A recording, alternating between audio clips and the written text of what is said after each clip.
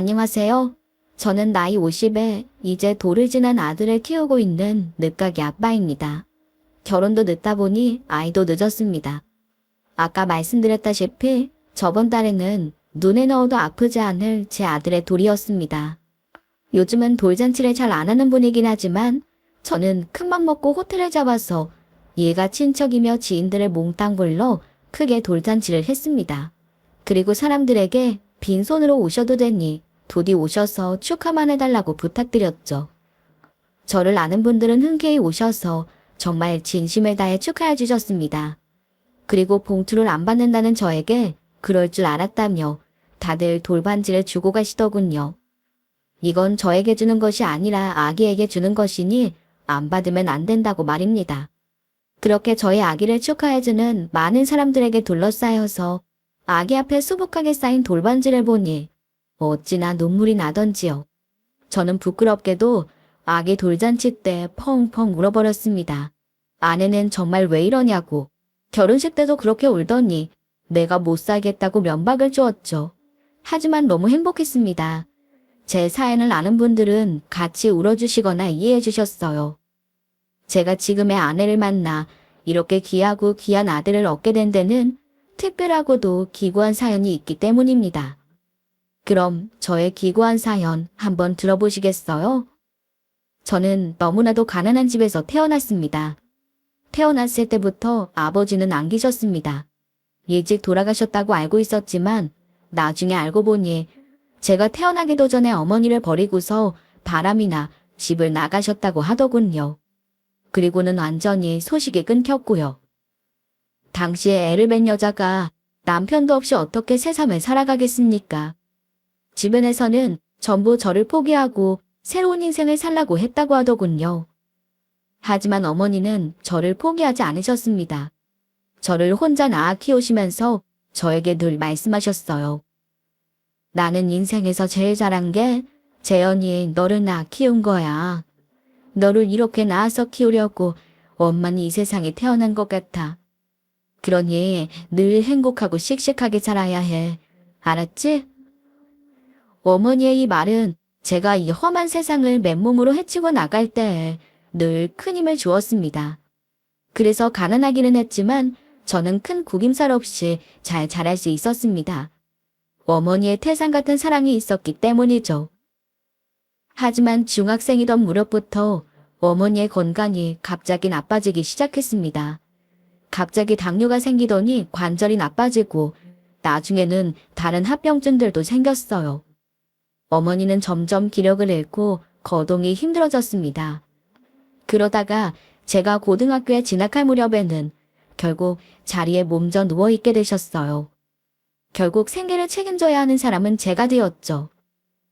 고등학생의 몸으로 두 사람의 생계를 책임지는 것도 문제였지만 가장 힘들었던 것은 어머니의 약값조차 대기가 어려웠다는 것입니다.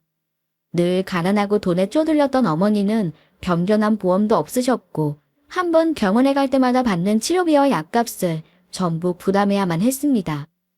사실 지금 생각하면 그렇게 큰 돈도 아니었는데 그때는 그 돈 마련하기가 얼마나 어려웠는지. 어머니도 그걸 아시고 병원에 가야 할 날에 병원을 가시지 않겠다고 하시거나 약을 아껴 먹는다고 매일 먹어야 하는 약을 2, 3일에 한 번씩 먹기도 하셨습니다. 그러니 당연히 병세는 악화가 될 수밖에 없었어요. 그러면 다음번 병원 치료가 더 길어지고 병원비는 더 비싸지고 정말 이러지도 저러지도 못하는 악순환일 뿐이었네요. 저는 그때부터 돈을 벌 수 있는 일이라면 무엇이든 닥치는 대로 다 했습니다.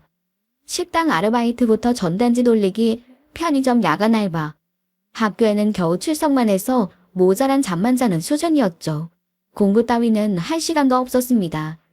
그렇게 아등바등 일을 해도 제가 어머니의 병원비와 약값을 다 낼 수는 없었거든요.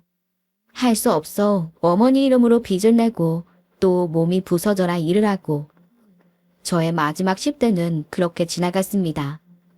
하지만 이런 저의 노력이 무색하게 고등학교 졸업식을 불과 일주일 남기고 어머니가 돌아가셨습니다. 고깃집 알바를 마치고 새벽에 편의점으로 가 일을 하다 유통기한이 지난 도시락을 챙겨 집으로 돌아온 날이었습니다. 저희 모자는 늘 그렇게 편의점 사장님이 챙겨주는 폐기 도시락으로 매일 아침을 해결하곤 했습니다. 저는 집에 잠시 들러 도시락을 데워 어머니와 아침을 먹고 그리고 학교에 갔다가 다시 일을 하는 것이 일상이었죠.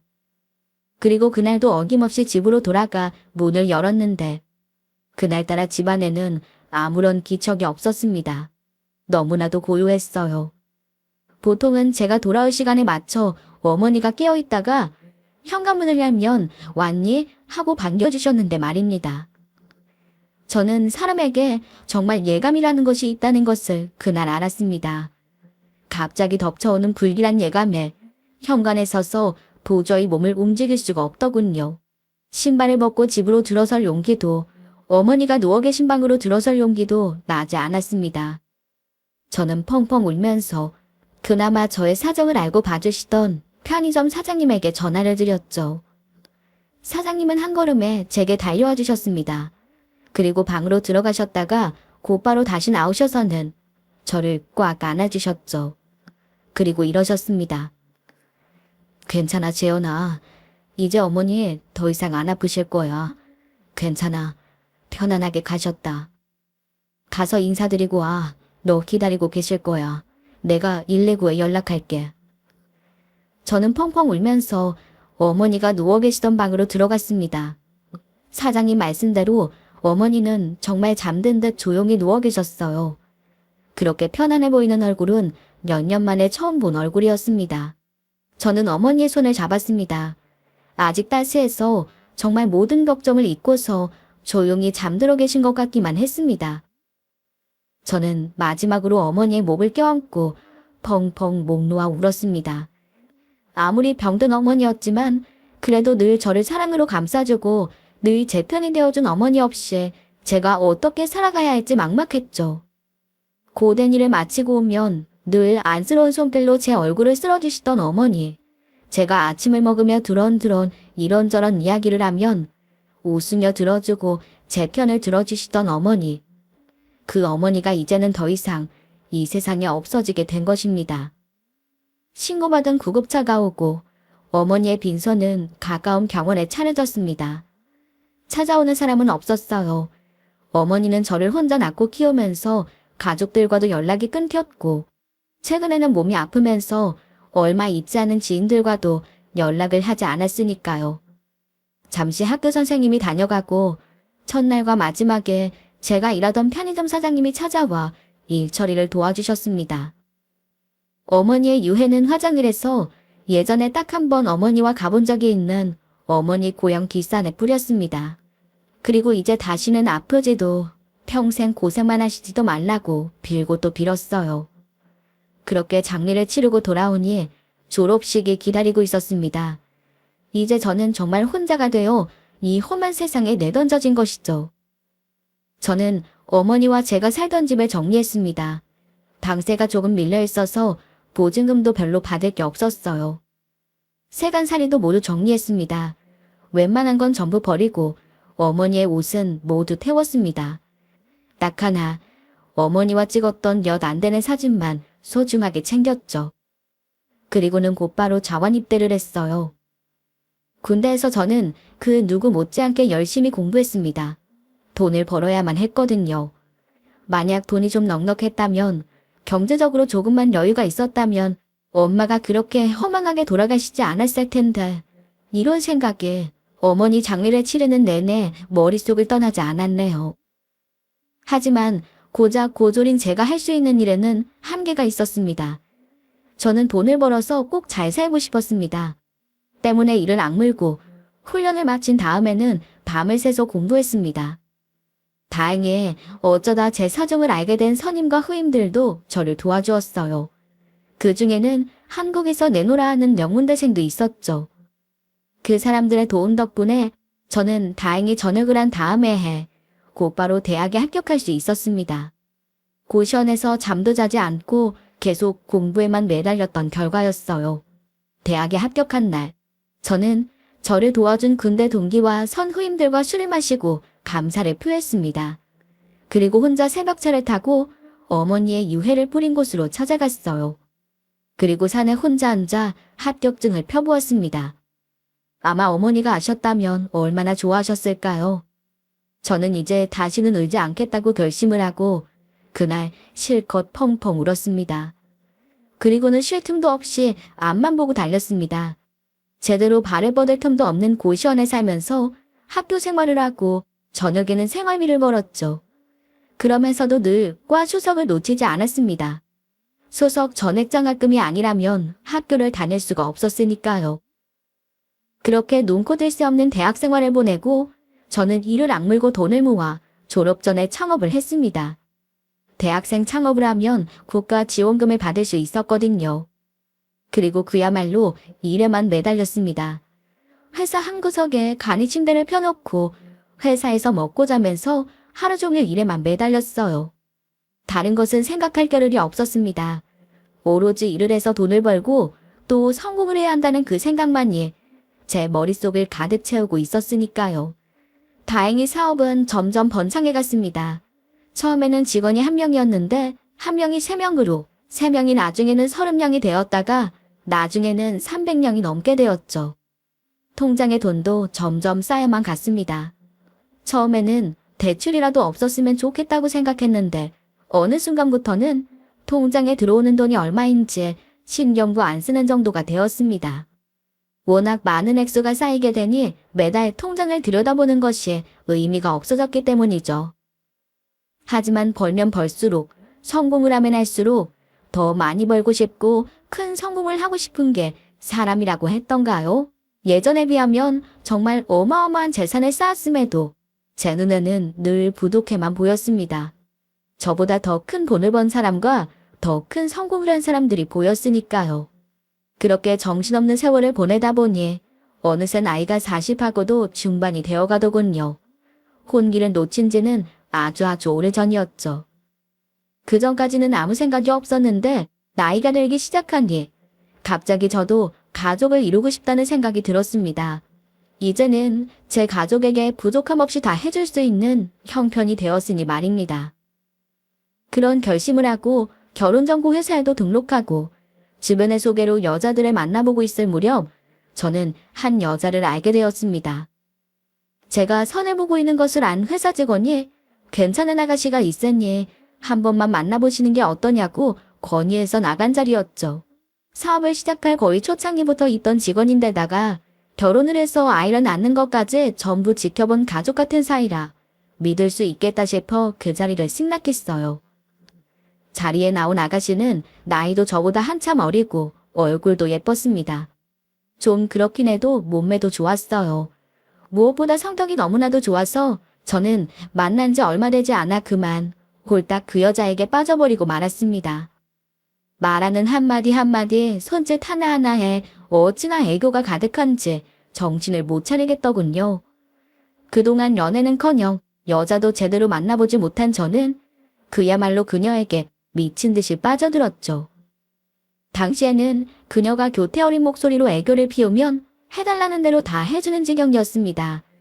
좋아하는 얼굴을 보면 내가 이러려고 사업을 하고 돈을 벌었구나 싶을 정도로 행복했죠. 그녀도 내가 좋았는지 우리는 만난 지 6개월 만에 결혼을 결심했습니다. 만난 지 얼마 되지 않아 깊은 관계가 되었는데 그녀가 곧바로 임신을 했기 때문입니다. 불과 몇 달 전만 해도 제 주변에는 아무도 없었는데 그녀를 만난 지 불과 6개월 만에 저에게는 아내와 아이가 생겼습니다. 이게 꿈인지 생시인지 너무나도 행복하고 또 행복했어요. 아내는 임신 중에 결혼식을 올리고 싶지 않다며 출산을 하고 정식으로 결혼식을 하자고 하더군요. 그래서 우선 혼인신고부터 하고 우리는 신접살림을 차렸습니다. 저는 최고로 좋은 집으로 해주고 싶었지만 아내는 의외로 바라는 것이 별로 없었습니다. 집도 제가 원래 살고 있던 아파트에 들어와서 살기로 했죠. 그러면서 이랬습니다.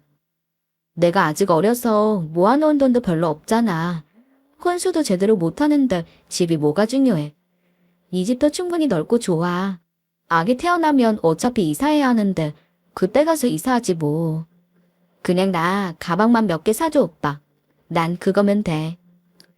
그렇게 저는 신혼생활을 시작했습니다. 매일매일이 행복했어요.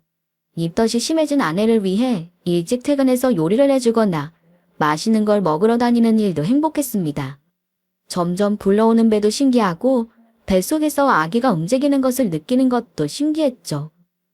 하지만 아내는 나이가 어려서인지 배가 불러올수록 힘들어했습니다. 연애 때와 결혼 초에는 그렇게 애교가 넘치고 내 품에 안겨 어리광을 부리고는 했는데 더 이상 그런 모습은 보이지 않더군요. 말수도 적어지고 저와 얼굴을 마주치려 하지도 말을 걸어도 대답도 잘 하지 않았습니다.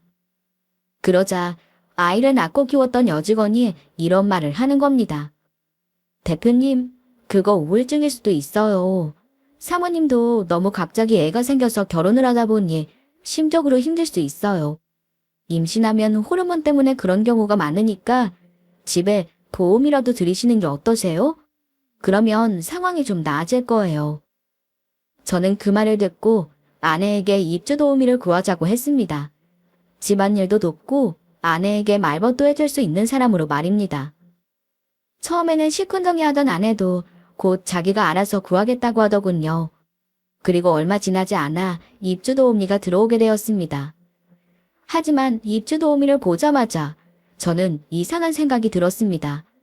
입주 도우미라고 하기에는 너무나도 젊은 여자였기 때문입니다. 게다가 상당한 미인이기까지 하더군요. 지나가다 보면 눈에 확 띌 정도로 말입니다. 저는 입주 도우미라면 나이 지긋하고 아이를 키워본 경험도 있는 아주머니를 생각했습니다. 하지만 저렇게 젊은 여자가 과연 살림을 하고 아기를 키울 수 있을지 걱정이 되더군요. 그래서 아내에게 왜 저런 도우미를 구했는지 물어보았죠. 도우미분이 너무 젊은 거 아니야? 당신 출산하면 애기도 봐줘야 하는데 저런 사람이 할 수 있겠어? 그런 아줌마 구해봤자 뭘 한다고. 제대로 알지도 못하면서 옛날에는 어쨌다 하면서 잔소리나 하겠지.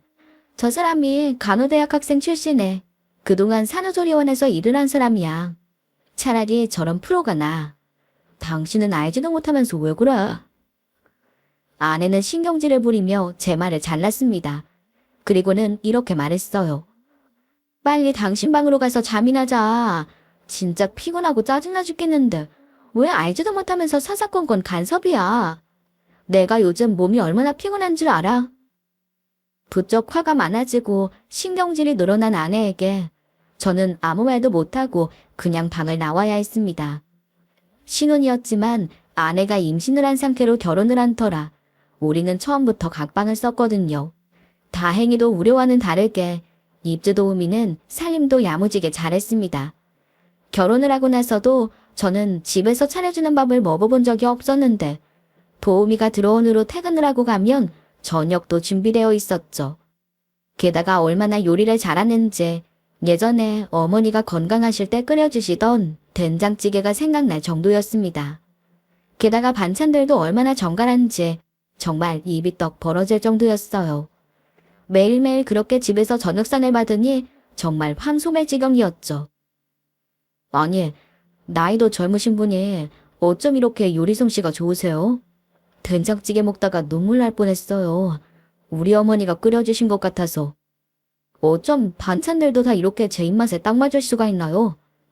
맛있게 드셔주시니 다행이에요. 저번에 보니 이런 한식을 좋아하시는 것 같아서요. 그냥 엄마한테 어깨너머로 배운 것뿐이에요. 반면에 사모님은 식성이 까다로우셔서 맞추기가 어렵네요. 사모님이 좋아하는 음식 혹시 아세요? 저는 좀 의아했습니다. 아내는 별로 가리는 것 없이 다 잘 먹었거든요. 그냥 웬만한 건 다 잘 먹는데. 특별히 좋아하는 게 있는지 제가 물어볼까요? 저랑 있을 때는 다 잘 먹었거든요. 아니에요. 원래 임신하면 입맛이 까다로워지기도 하거든요. 그래서 그러신 것 같아요. 제가 더 잘 맞춰볼게요. 분위기를 보아하니 아내는 도우미분에게 엄청나게 까다롭게 구는 듯해 보였습니다. 저에게는 늘 웃는 모습과 애교 넘치는 행동만 하던 아내가 점점 변해가기만 하는 모습에 저 역시 당황스럽기만 했네요. 그래도 도우미분은 그런대로 잘 맞춰주는 듯 했습니다. 그분이 오신 다음부터 집도 몰라보게 깨끗해지고 저녁은 물론 저는 아침까지도 얻어먹고 나갈 수 있었어요. 바쁜 일이 있어서 아무리 일찍 나가는 날이라도 도우미분은 최소한 과일 주스라도 꼭 직접 갈아서 챙겨주었습니다. 그제야 이게 정말 가족이 챙겨주는 집이구나 하는 느낌이 들었죠. 그렇게 순식간에 시간은 지나가고 아내는 출산을 했습니다. 아이는 귀여운 딸이었습니다. 신생아실에서 아기를 보는데 실감이 나지 않더군요. 그냥 어안이 벙벙하달까? 하지만 아내의 우울증과 신경질은 점점 심해졌습니다. 심지어는 출산 때도 저를 병원에 오지 못하게 했어요. 애기 아빠한테 어떻게 그럴 수가 있냐고 하자 수술을 앞두고 퉁퉁 부은 얼굴을 보여주고 싶지 않다고 했습니다. 너무 싫으니 제발 이해해달라고 하는 통에 저는 그날 병원에도 가보지 못했죠. 그래서인지 신생아실에 있는 내 딸이라는 아기를 보고서도 뭐랄까 이질감이라고 해야 하는 느낌이 들더군요. 태어나는 과정을 보지 못해서인지 믿겨지지도 않았고요. 그날은 참으로 오랜만에 외롭다는 생각이 들었습니다. 가족이 늘어났는데도 외롭고 쓸쓸하다는 생각이 들더군요. 그렇게 허한 마음을 가지고 집으로 돌아왔는데 뜻밖의 광경을 보게 되었습니다. 도우미분이 거실에서 혼자 울고 있더군요. 그러다 생각보다 일찍 돌아온 저를 보고 화들짝 놀라서 자리에서 일어났습니다. 아니, 왜 혼자 울고 계세요? 무슨 일 있으세요? 아니에요. 이렇게 일찍 오실 줄 모르고. 식사는 하셨어요? 사모님은 건강하시죠? 아기도 보고 오셨어요? 네, 잘 보고 왔어요. 그나저나 빨리 말씀해보세요. 무슨 일이세요? 그거 병원비 영수증 아니에요? 집안에 누가 아픈 사람이 있어요? 끝까지 아니라고 하던 도우미분은 제가 강하게 캐묻자 결국 사연을 말했습니다. 사실 어머니가 병원에 오래 입원해 계세요. 치료가 오래 걸리는데 병원비를 계속 못 내고 있었어요. 그런데 오늘 병원에서 빨리 정산을 하지 않으면 강제로 퇴원시킨다고 그랬어요. 알고 보니 도우미분 역시 아버지가 안 계시다고 하더군요. 고등학생 때 갑자기 사고로 돌아가셨다고 합니다. 그 이후로 어머니와 단둘이 쭉 같이 살았는데 대학생 때 갑자기 어머니도 사고를 당하게 되셔서 병원에 입원을 하시게 되었다고 해요. 그 이후로 학교도 휴학하고 여기저기서 일을 하다가 저희 집 입주 도우미까지 하게 된 것입니다. 저는 병원 정산 영수증을 뺐다시피 해서 보았습니다. 도우미분에게는 큰 액수일지 몰라도 저에게는 지금 그리 크지 않은 액수였죠. 갑자기 눈시울이 뜨거워지더군요. 그 옛날 내가 지금처럼의 재력만 있었더라면 이까지 병원비 정도는 금방 낼 수 있었을 겁니다. 그리고 어쩌면 어머니는 지금까지 살아계셨을 수도 있었을 테죠. 저는 울컥하려는 것을 참고 도우미분에게 말했습니다. 병원비 지금 보낼 테니까 병원비 내고 어머니 치료하세요. 그리고 앞으로 드는 병원비도 바로바로 얘기하세요. 못 받겠다 이런 이야기는 하지 마세요. 어머니 일이잖아요. 그냥 이래서 갚으세요. 그러면 됩니다. 제가 사장님께 죄송해서 어떡해요. 지금까지도 잘해주셨는데 이 은혜를 어떻게 갚나요. 정말 감사합니다. 하지만 저는 고개를 내저었죠. 저는 저희 어머니가 살아계셨으면 여한이 없어요. 당연한 일이에요. 얼른 가서 병원비 정산하고 어머니 잘 보살펴드리세요. 며칠 휴가 드릴게요. 그리고 언제든 병원비 필요하면 눈치 보지 말고 이 카드로 계산하세요. 괜찮습니다. 도우미분은 펑펑 울면서 감사하다고 인사를 하고 급히 나갔습니다. 마음이 쓸쓸하고 외롭던 하루였는데 그래도 누군가를 도울 수 있어서 벅찬 마음이 들더군요. 그날은 참 옛날 생각도 많이 나고 어머니 생각도 많이 났습니다. 그렇게 시간은 흘렀습니다. 도우미분의 어머니는 건강이 다행히 많이 회복되셨다고 했죠. 그래서인지 도우미분의 얼굴도 훨씬 더 밝아졌더군요. 아내도 병원을 퇴원하고 산후조리원에 있다 집으로 돌아왔습니다. 출산을 하고 나면 사이가 예전처럼 돌아가지 않을까 하는 제 기대는 아내가 집에 돌아오자마자 산산조각이 나버렸습니다. 아내의 태도는 묘하게 차가웠고 저를 귀찮아했습니다. 말을 거는 것도 친근하게 구는 것도 싫어했습니다. 아기에게 다가가는 것도 꺼려했죠. 제 딸이었지만 한번 안아보거나 얼굴이라도 볼라치면 손을 씻었냐, 옷은 갈아입었냐, 막 잠들었는데 왜 건드리냐, 온갖 핀잔이 쏟아졌습니다. 신생아 시절의 아기를 키울 때면 워낙 예민하다는 말을 듣기는 했지만 아내는 좀 심각해 보였습니다. 그냥 제가 싫은 것 같아 보였죠. 그렇다고 육아 스트레스가 많은 것도 아니었습니다. 볼 때마다 아기는 늘 도우미분이 안고 있고 밤에 잘 때도 데리고 잤기 때문이죠. 오히려 도우미분이 잠을 못 자 얼굴에 퀭해져 있을 정도였습니다. 그래도 시간이 지나면 나아지겠지 하고 저는 생각했습니다. 너무 어린 나이에 갑작스럽게 결혼을 하고 아기를 낳아 그럴 수 있다고 말이죠. 언젠가는 다시 옛날에 그 애교 넘치고 잘 웃는 사랑스러운 아내로 돌아올 것이라고 말입니다. 그러던 어느 날이었습니다. 회사에 있는데 입주 도우미분에게서 문자가 왔습니다. 급한 일이라며 당장 집으로 와달라는 내용이었어요. 저는 약간 의아했습니다. 뭐 갈 수야 있지만 도우미분이 지금 당장 와달라고 하니 기분이 좀 그렇더라고요. 도우미분이 우리 집에서 일한 지도 석 달이 좀 넘어서 그동안 친해졌다 생각했는데 잘해줬다고 일어나 싶어서 말입니다. 이런 기분을 안고 집으로 갔더니 도우미분이 황급히 현관으로 달려나왔습니다. 그리고는 명함 한 장을 제게 내밀었습니다. 사장님, 설명할 시간이 없어요. 얼른 여기 주소로 가보세요. 빨리요. 가시면 알아요. 지금 사모님도 가셨어요. 빨리요. 저는 알 수 있었습니다. 뭔가 안 좋은 일이 있다는 것을요. 하지만 빨리 그곳으로 가서 무슨 일인지를 확인해야 한다고 제 직감이 말하고 있었죠. 저는 두말하지 않고 곧바로 명함이 적힌 곳으로 차를 달렸습니다. 그곳은 제가 사는 집에서 차로 20분 정도 떨어져 있는 오피스텔이었습니다. 명함에는 무슨 회사 이름이 적혀 있었죠. 하지만 뭔가 이상했습니다. 회사의 이름이 제 사업체와 너무나도 비슷했기 때문입니다. 자세히 보지 않으면 꼭 제 회사로 착각을 할 정도로 말입니다. 게다가 취급하는 분야도 제 사업체와 같았습니다. 자세히 살피지 않으면 제 사업체라고 착각할 만했죠. 저는 그 오피스텔 문 앞에 서서 잠시 기다렸다가 일단 그 문이 잘 보이는 곳에 몸을 숨기고 있기로 했어요. 그렇게 10여 분쯤 기다렸을까 익숙한 얼굴이 나타났습니다. 아내였죠. 아내는 아주 익숙하다는 듯 태연하게 나타나 오피스텔 비밀번호를 누르고 문을 열었습니다. 그리고 그 뒤를 이어 한 남자가 나타났습니다. 그 사람의 얼굴을 보고 저는 그 자리에 주저앉을 뻔했습니다. 그 사람은 바로 저희 회사 직원이자 제가 결혼하는 것과 가정을 이루고 아이를 낳는 것까지 다 지켜본 그 사람이었습니다. 바로 아내를 저에게 소개시켜준 장본인이기도 했습니다. 결혼이 이루어져 제가 고마워서 얼마나 잘해줬는지 모릅니다. 그런 사람이 아내와 함께 등장했으니 제가 얼마나 놀랐겠어요. 그런데 더 기절초풍의 장면이 곧이어 펼쳐지더군요. 남자는 아내와 제 사이에서 태어난 아기를 안고 있었습니다. 그리고 아기를 어르면서 이러더군요.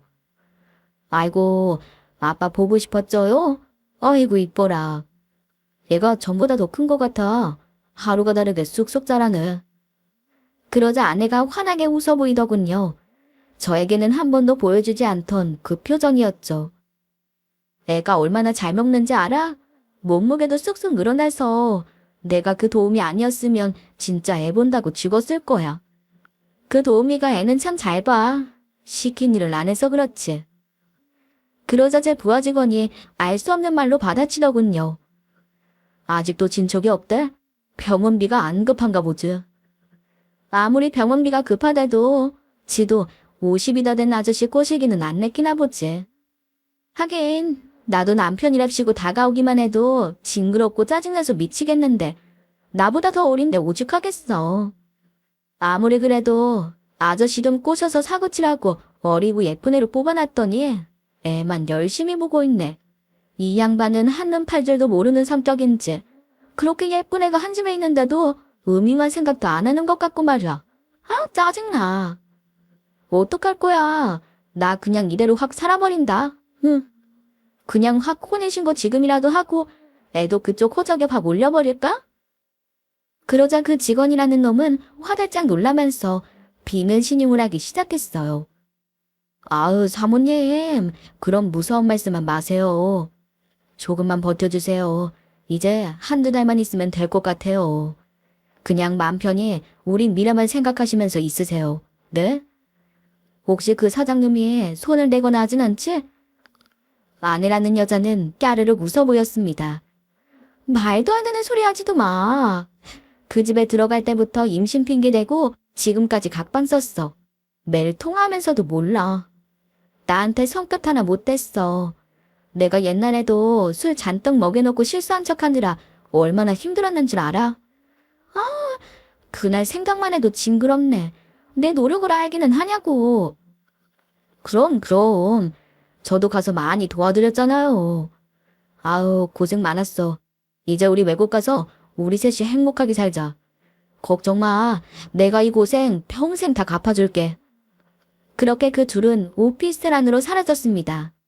저는 그 자리에 주저앉아 아득해지려는 정신을 붙잡으려 애썼습니다. 그리고 당장이라도 뛰어들어가 그 년놈들을 박살내고 싶은 마음을 꾹꾹 참아내려 온 힘을 다해 노력하고 있었죠. 그때 도우미분에게서 다시 문자가 왔습니다. 사장님, 냉정하셔야 돼요. 그 어떤 행동도 지금은 하시면 안 됩니다. 모든 사실을 알게 되셨으면 지금 이 주소로 오세요. 냉정하게 생각하셔야 돼요. 일단 저는 후들거리는 다리를 억지로 옮겨서 문자에 찍힌 곳으로 갔습니다. 큰 병원 근처의 커피숍이었어요. 제가 하얗게 질린 얼굴로 들어서자 도우미분이 얼른 저를 부축해 주었습니다. 그리고 미리 주문해 놓은 따뜻한 차도 권했습니다. 그녀가 저에게 들려준 이야기는 제 상상보다 더 어마어마했습니다. 도우미분은 어머니 병간호를 위해 간호대를 휴학하고 산후조리원을 비롯해 여기저기에서 일을 하던 중이었다고 했습니다. 하지만 병원비 때문에 빚이 좀 있는 상황이었죠. 그때 대부업체를 통해서 젊은 도우미를 구하는 사람이 있다는 연락을 받았답니다. 꼭 젊은 여자를 구한다고 하길래 찜찜했지만 일단 가서 취직을 하면 진비제 20%를 깎아준다는 말에 아내를 만나러 나왔다더군요. 그리고 거기서 처음으로 제 아내와 그 남자를 만났다고 했습니다. 바로 저에게 건네준 명함에 있던 그곳이었죠. 처음에 그 둘은 오누이 사이라고 했답니다. 그래서 참 사이가 좋은 오누이구나 라고만 여겼다고요. 그리고 여동생이 젊어서 젊은 도우미를 구한다고 하길래 그렇게 우리 집에 오게 된 것입니다. 월급도 나쁘지 않았고 저 역시도 신사적이고 잘해줘서 다행이다 생각하면서 처음 한 달은 그저 열심히 일을 했다고요. 그 사이에 아내는 출산을 하러 병원에 가게 되었고 그 무렵 다시 그 남자가 자신을 부른 적이 있었다고 해요. 아기 잘 봐달라고 부탁이라도 하는 것일까 싶어서 나갔더니 그 남자가 하는 말은 그야말로 충격적이었던 것이죠. 평소 내 태도가 어떠냐, 잘해주냐, 이상한 건 없었냐, 꼬치꼬치 캐묻더랍니다. 이상한 건 없다, 잘해주신다. 계속 이런 대답만 했더니 그가 한숨을 푹 쉬더니 이런 말을 했다는군요. 참, 아가씨, 순진한 거야? 내 말을 못 알아듣는 거야? 정말 답답하네. 빚이지 않아요? 앞으로 어머니 병원비도 계속 내야 되잖아. 내가 무슨 말 하는지 모르겠어요. 그 사장이랑 사고 한 번만 치면 빚은 물론이고 어머니 병원비도 내가 걱정 없게 해줄게. 딱 한 번이면 돼. 그 정도는 눈 딱 감고 할 수 있잖아. 안 그래? 경악한 도우미분이 그게 대체 무슨 말이냐고 하니 피식 웃어 보이더라는군요.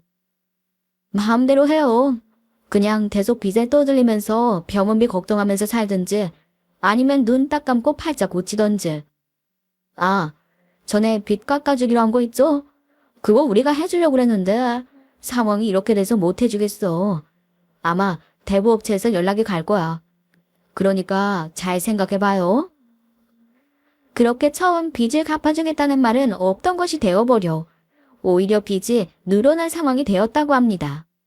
거기다 병원비까지 쌓이게 되어 어쩔 줄 몰랐던 도우미분은 그렇게 울고 있다가 저를 만나게 되었던 거예요. 병원비를 해결하고 나니 도우미분은 이런 년놈들을 그대로 둬서는 안 되겠다는 생각을 했다고 합니다. 그대로 뒀다가는 큰 빚을 진 저에게 큰일이 생길 것만 같아서 말이죠. 그래서 도우미는 그들의 부탁을 들어주는 척 시간을 끌면서 그 둘의 사이를 캐기 시작한 겁니다. 그 둘의 통화를 몰래 엿듣고 녹음도 해놓았다고요. 알고 보니 그 두 사람은 오래된 불륜관계였습니다. 물론 아이도 그 남자의 아이였습니다. 무엇보다 충격적이었던 것은 아직 혼인신고는 물론 아기의 출생신고도 되어 있지 않았다는 것이죠. 아내가 다 알아서 한다는 것을 믿고 맡겼던 것이 실수였습니다. 그 연놈들은 나와 혼인신고를 했다가 아기를 호적에 올리면 다시 자기 호적으로 옮기기가 어렵다는 것을 알았다고 했습니다. 그리고 그 여자가 괜히 호적 더럽히기 싫다고 짜증을 냈다는군요.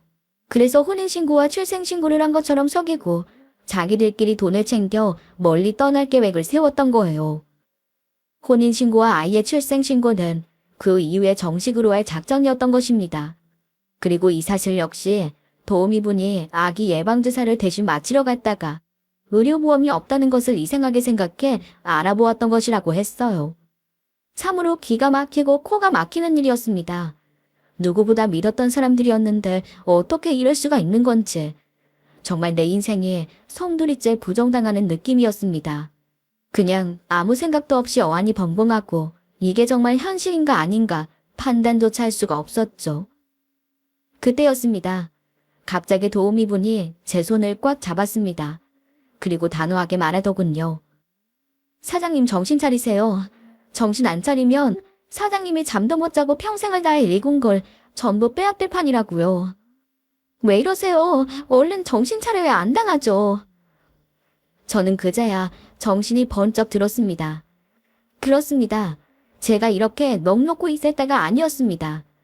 도우미분은 어린 나이에도 어디서 그런 침착함과 지혜가 생겨나는지 차분하게 저에게 할 일을 일러주었습니다. 일단 어디 호텔이라도 잡아서 며칠 동안 생각을 정리하세요. 사모님께는 출장이라고 둘러대시고요. 그리고 회사 직원들도 의심하지 못하도록 적당히 둘러대세요. 그리고 회사 변호사와 믿을 만한 회계사는 있으시죠? 빨리 증거를 잡아서 먼저 손을 써야 돼요. 저는 고개를 끄덕이고 도우미가 제안하는 대로 했습니다. 일단 회사 직원에게는 지방 납품처에 약간 문제가 있어서 가봐야겠다고 말하고 한 3일 출장 처리를 했죠. 아내에게도 마찬가지였습니다. 아내와 회사에서도 아무도 의심하지 않더군요. 그리고 곧바로 변호사와 회계사를 만나 상황을 논의했습니다. 전에 그 년놈들이 갔던 오피스텔은 어이없게도 제 명의로 계약이 되어 있었고 월세도 매달 회사 돈으로 나가고 있었습니다. 저는 오피스텔 문을 뜯고 들어가 보았어요. 그곳은 그것들이 사무실을 차려놓고 회사 돈을 몰래 빼돌려 돈 세탁을 하던 장소였습니다. 어찌나 광범위하게 재산을 빼돌렸던지 진작 알지 못했더라면 눈 뜨고 당할 뻔했죠. 저는 그들이 눈치채지 못하도록 오피스텔을 그대로 두고 서류를 전부 복사해 나왔어요. 그리고 그들이 돈을 보냈던 은행들에 전부 연락했습니다. 우리 회사 돈이 잘못 들어갔으니 돌려달라고 말입니다. 그리고 몰래 처분하려던 회사 재산 역시 전부 되찾았습니다. 그 와중에도 도우미분은 그 둘 사이에 오가던 이야기들을 듣고서 저에게 작전도 짜주었습니다. 일단 저는 아내에게 이런 이야기를 은근슬쩍 옮겼어요. 왜? 당신 소개시켜준 그 회사 직원 있잖아. 요즘 무슨 좋은 일이 있는 모양이야. 어디서 로또라도 되었는지 가족들이랑 해외여행 계획도 짜고 아내에게 가방도 사주고 그러더라고. 여자 가방도 물어보는데 내가 뭘 알아야지. 그래서 내가 당신 사준 거 알려주니까 그대로 다 사줬더니 너무 좋아하더라고 자랑을 하더라고. 결혼한 지 10년이 넘었는데도 얼마나 둘이 사이가 좋은지. 우연히 전화통화를 들었는데 사랑한다고 호강시켜준다고 아주 난리가 났어. 우리도 꼭 그렇게 삽시다. 이런 이야기를 하자 아내라는 여자의 얼굴이 오유그락굴그락해지기 시작했어요. 그럴 리가 없을 텐데. 그분 제가 알기로는 돈이 없을 텐데요. 아내랑도 그렇게 사이가 안 좋다고 하던데. 그걸 당신이 어떻게 알아? 자주 연락하는 사이야. 그 사람들 부부 사이까지 알아? 내가 보기에는 너무 좋아 보이던데. 그러자 그 여자는 급히 입을 다물더군요.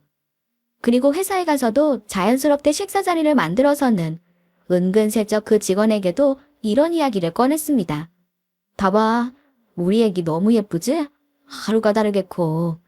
아내가 나 닮은 것 같다고 너무 좋다고 하는데 나는 집사람 닮은 것 같은데 자기는 어떻게 생각해? 우리 집사람은 아니라고, 나 닮아서 귀엽다고, 빨리 둘째도 얼른 만들자고 난린데 참 몸 상할 것 같은데 말이야. 집사람은 키우는 김에 연년생으로 얼른 키우자는데 그래도 괜찮을까? 자네 애가 둘이잖아.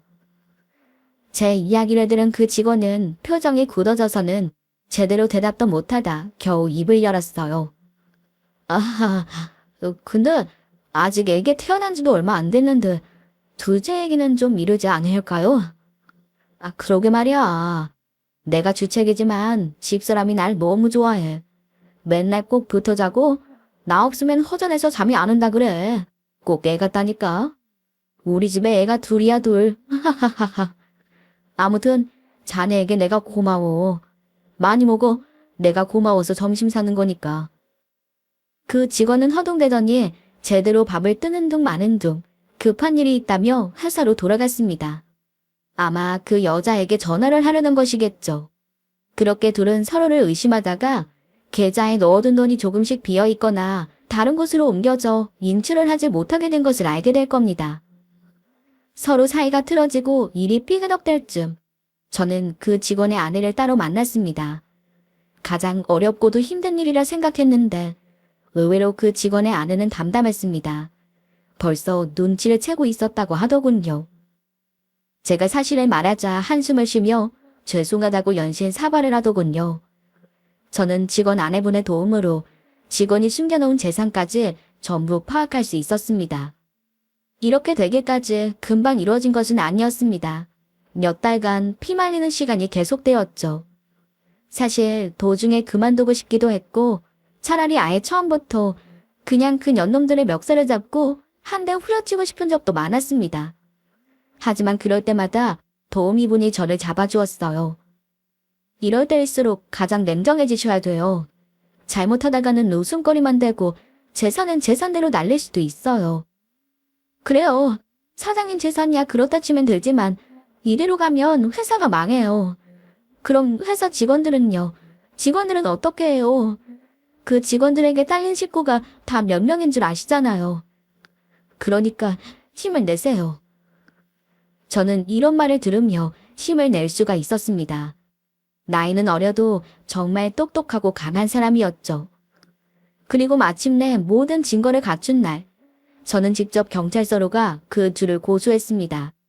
그리고 회사 직원들을 모아 지금까지의 상황을 이야기하고 그 직원을 곧바로 해고 처리했죠. 다른 직원들 역시 자신이 다니던 회사를 망하게 할 뻔한 그 직원을 용서하지 않았습니다. 이어지는 재판에서도 모두 앞다투어 증거를 제출하고 증인으로 나서주었네요. 고소를 한 그날로 아내도 집에서 쫓아내버렸습니다. 알고 보니 제가 지금껏 장인 장모라고 알고 있던 사람들은 그 여자가 대행업체를 통해 고용한 사람이었습니다. 진짜 장인 장모는 이 여자가 결혼을 한 것도 임신을 하고 아이를 낳은 것도 모르고 있더군요. 사실 혼인신고를 안 했으니 결혼을 한 것도 아니었죠. 나중에는 차라리 혼인신고를 안 한 것이 참 다행이다 싶었습니다. 그러지 않았다면 아이부터 시작해서 일이 더 복잡해졌을 테니까요. 그동안의 이야기를 하고 당장 딸을 데려가라고 하자 기겁을 한 부모들이 딸을 데리러 달려왔습니다. 그제야 상황 파악을 한 여자가 울며불며 제게 매달렸지만 정말 한치의 미련도 남아있지 않았죠. 저는 그대로 모든 짐까지 다 아낌없이 사서 내보냈습니다.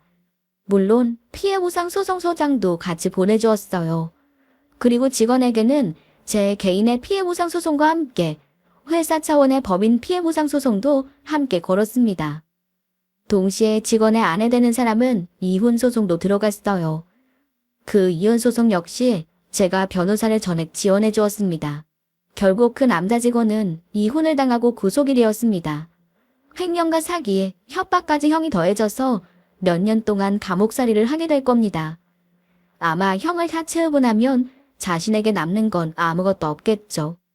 소송은 순조롭게 진행이 되었고 금전적인 것 역시 큰 피해 없이 다 복구되었습니다. 그 여자 쪽에서도 군말 없이 제가 그동안 지불한 금액을 다 변상해 주었어요. 대신 아기가 있으니 선처해달라고 그 집 부모가 와서 비는 통에 감옥살이는 면하게 해주었습니다. 하지만 이런 일이 진행되는 동안 참 인생이 허탈하다는 생각이 들더군요.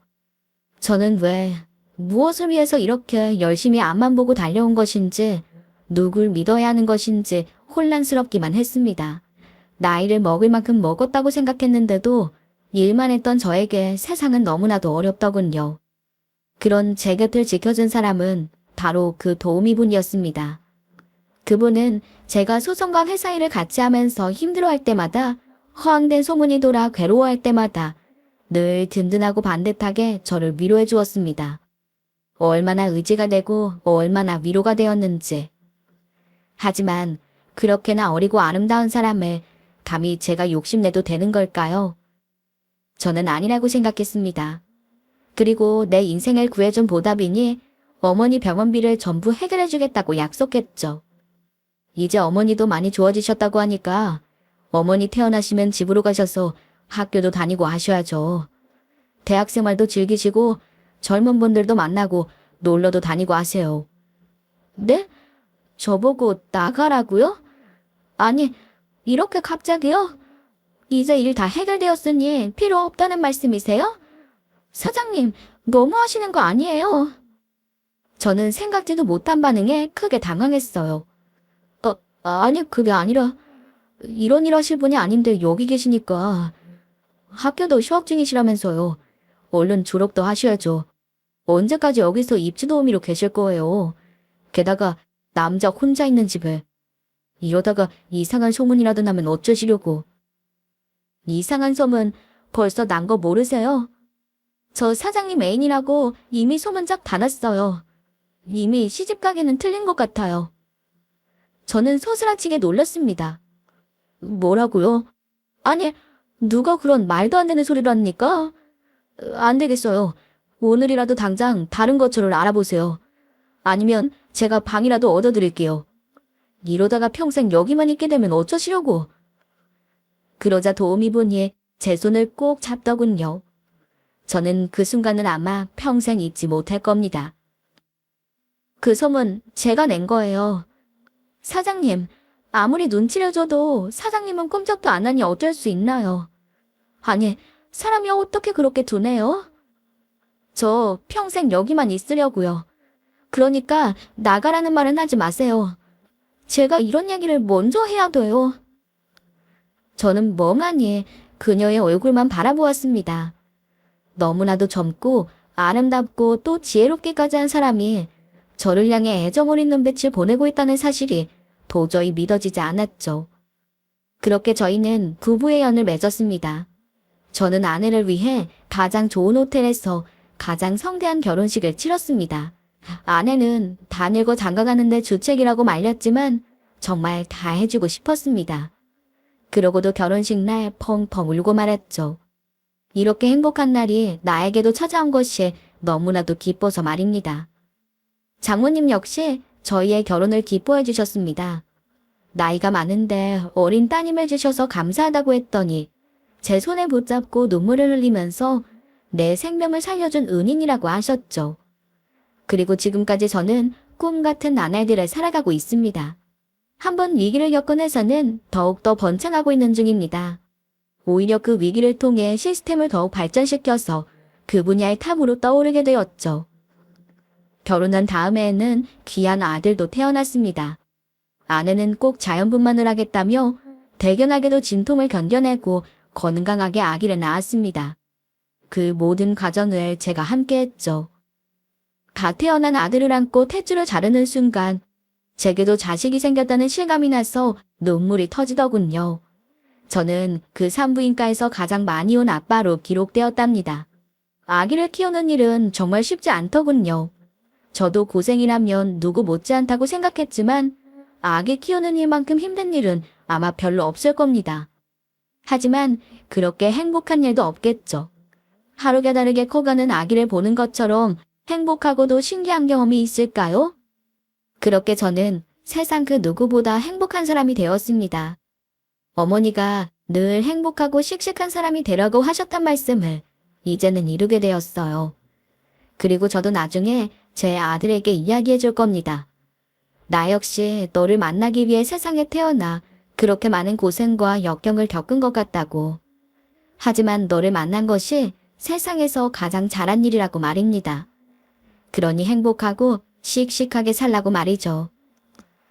이 이야기를 듣는 여러분 역시 늘 행복하고 즐겁게 그리고 건강하게 살아가셨으면 좋겠습니다. 들어주셔서 감사합니다.